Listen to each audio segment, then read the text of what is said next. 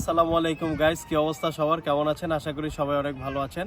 আজকে যেই বিষয়টা নিয়ে আমি কথা বলবো সেটা হচ্ছে যে আপনারা অনেকেই চিন্তিত আছেন যে ইউকেতে এই বছর আসবেন কিনা বা নেক্সট ইয়ারে আসবেন কিনা।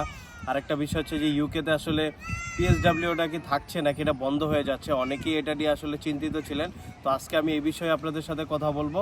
তো এই বিষয়ে জানতে হলে আপনাকে অবশ্যই ভিডিওটা সম্পূর্ণ দেখতে হবে।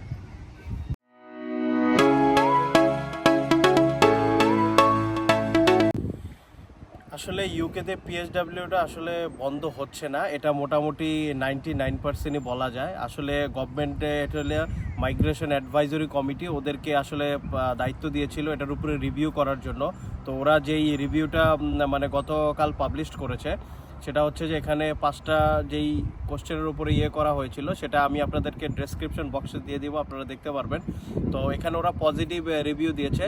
তো এটা থেকে আসলে আশা করা যায় যে আসলে পিএসডাব্লিউ আসলে বন্ধ হচ্ছে না, এটা আপনারা ধরে নিতে পারেন 99%। বাট অফিসিয়ালি এখনও আসলে ওইভাবে গভর্নমেন্ট থেকে পাবলিশড হয় নাই। তবে ওদেরকে গভর্নমেন্ট আসলে দায়িত্ব দিয়েছিল যে এটার রিভিউ করার জন্য। তো ওদের রিভিউর ভিতরে দু একটা লাইন আমি যদি বলি আপনাদেরকে, সেটা হচ্ছে যে ওরা বলেছে যে আসলে ইন্টারন্যাশনাল স্টুডেন্টরা এখানে আসে এবং তারা পিএসডাব্লিউর কোনো অ্যাবিউজ করে না।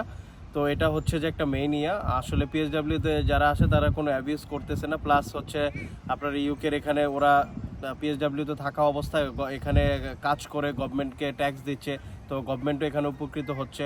তো আসলে আরও কয়েকটা বিষয় আছে, এটা আমি ডেসক্রিপশন বক্সে দিয়ে দেবো, আপনারা পুরো রিভিউটা আসলে দেখতে পারবেন। তো আসলে এটা অবশ্যই একটা সুখবর যারা ইন্টারন্যাশনাল স্টুডেন্ট, যারা স্পেশালি বাংলাদেশের আমার যে ভাইয়েরা আছেন যারা আসলে ইউকেতে আসার জন্য প্ল্যান করতেছেন যে আপনারা আসবেন কি আসবেন না। এটা অনেক দ্বিধাদ্বন্দ্বের ভিতরে আপনারা ছিলেন যে ইউকের রুলসগুলো আসলে হার্ড হয়ে যাচ্ছে।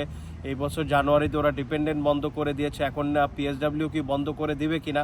আসলে পিএসডাব্লিউ যদি বন্ধ করে দেয় তাহলে আসলে অনেকেই আসলে এদেশে আসার মানে যে আগ্রহটা সেটা হারিয়ে ফেলবে। বিকজ অফ এত টাকা খরচ করে আমরা যারা এশিয়ার থেকে আসি, বিশেষ করে মধ্যবিত্ত পরিবার থেকে, যাদের আসলে ইন্টেনশনটাই থাকে আমাদের যে আমরা আসলে পড়াশোনা করে আসলে পিএসডাব্লিউতে কিছু টাকা আর্ন করে তারপরে এদেশে আসলে যদি থাকতে পারি তো থাকলাম, না হলে বাংলাদেশে ব্যাক করলাম।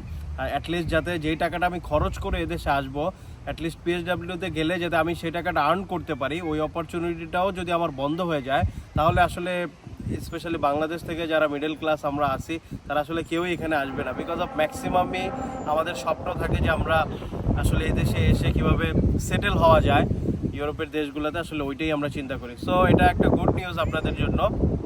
আসলে পিএসডাব্লিউ বন্ধ হচ্ছে না, এটা এখনও আমি যেটা বলতেছি এটা অফিসিয়ালি কিন্তু আসে নাই, বাট ওদের রিভিউটা পজিটিভ হয়েছে, এটা ওরা পাবলিশ করেছে। 99% আপনারা কনফার্ম থাকতে পারেন যে আসলে পিএসডাব্লিউ বন্ধ হচ্ছে না।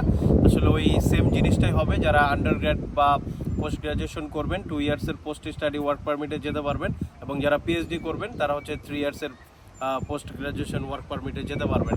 আসলে আজকের ভিডিওটা এই বিষয় নিয়ে আসলে পিএসডাব্লিউটা আসলে বন্ধ হচ্ছে নাকি বন্ধ হচ্ছে না এটা নিয়ে অনেকেই আসলে আপনারা চিন্তিত।